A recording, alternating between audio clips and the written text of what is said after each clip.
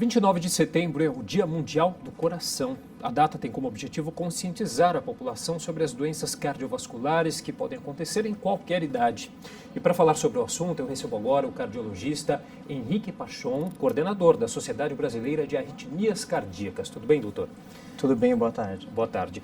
Bom, a arritmia cardíaca, ela é considerada uma doença? Como que ela acontece? Quais são as causas, os sintomas? Sim, ela é uma doença que acomete o coração e, de um modo geral, as pessoas aquelas que percebem, podem perceber palpitações, ou seja, alterações do batimento cardíaco.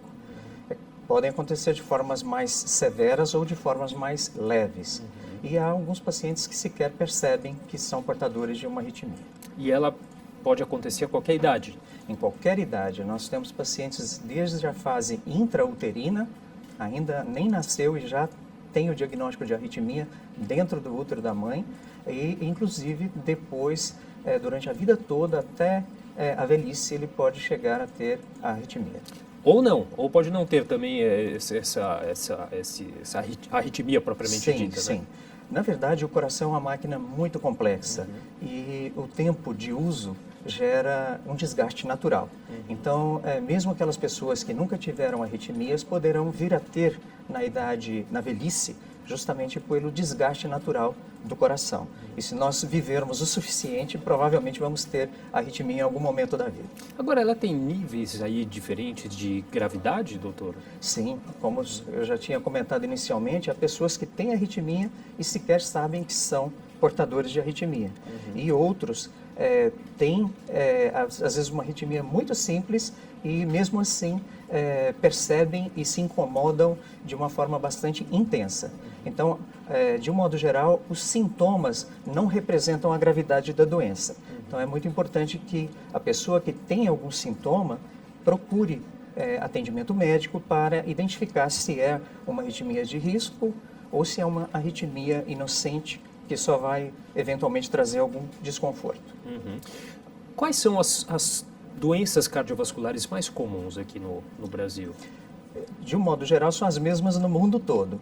A hipertensão arterial, né, a pressão alta, o problema das doenças coronarianas, aquelas que culminam com o infarto, né, e as arritmias cardíacas. Particularmente, se a gente for procurar pela mais frequente, a arritmia mais frequente é uma que se chama fibrilação atrial. Bom, a gente tem uns dados aqui da OMS, Organização Mundial da Saúde, que mostram aqui que as doenças cardiovasculares matam cerca de 17 milhões e meio de pessoas no mundo todos os anos. E no Brasil estima-se que elas alcancem de 25% a 35% da população e são responsáveis por 30% das mortes. E o mais impressionante, que projeções da OMS apontam aí que até 2024 o Brasil deve subir para a primeira posição nesse ranking de mortes por problemas decorrentes, por problemas cardíacos. Por que se morre tanto no Brasil decorrente a doenças cardiovasculares, doutor?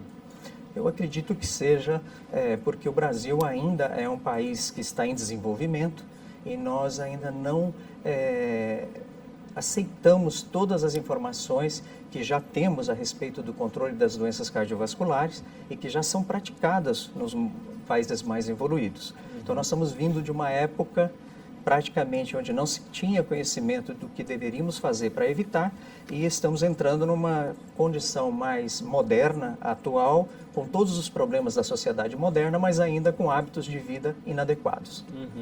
Até porque tem dados também de que 75% das mortes provocadas por doenças cardiovasculares acontecem mesmo em países de baixa e média renda, né? Países menos desenvolvidos. Justamente por isso, nós acreditamos que são hábitos que foram criados numa época onde não se tinha o mínimo cuidado com os problemas cardiovasculares e esses hábitos persistiram. Então, agora que nós estamos entrando numa condição de modernidade, com todos os problemas da vida moderna, a gente está submetendo o nosso organismo a um estresse bastante intenso e com hábitos que não são adequados para essa condição.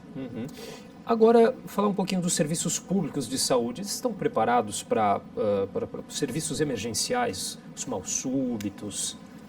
Se a gente for pensar em grandes cidades, grandes metrópoles, como São Paulo, o próprio Rio de Janeiro, Belo Horizonte, Brasília, nós encontramos alguns serviços que estão relativamente bem preparados para isso. No entanto, infelizmente, há uma diferença muito grande se a gente se afasta desses grandes centros e começa a procurar em locais menores.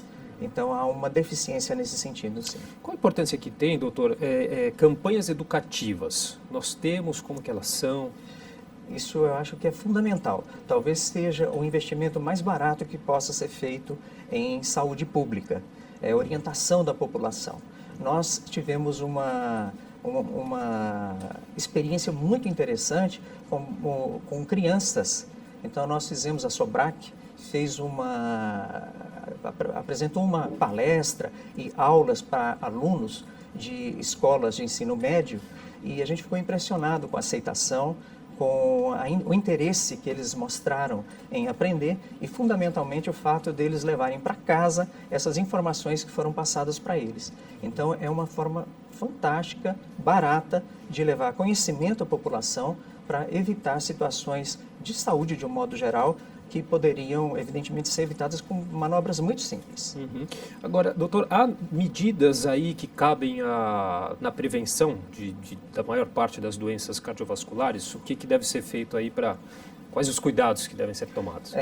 Felizmente, a mídia tem divulgado isso maciçamente, o que tem mudado, sem dúvida, a evolução das doenças cardiovasculares. Uhum. E o que se diz é realmente o que nós conhecemos até o momento, que é o mais importante: uma dieta adequada, saudável, uma redução do estresse, fundamentalmente, uma redução ao mínimo do cigarro, uhum, né, o controle do peso, a atividade física e, fundamentalmente, tentar levar uma vida mais feliz, com menos depressão, com menos preocupação, que isso interfere diretamente no sistema cardiovascular.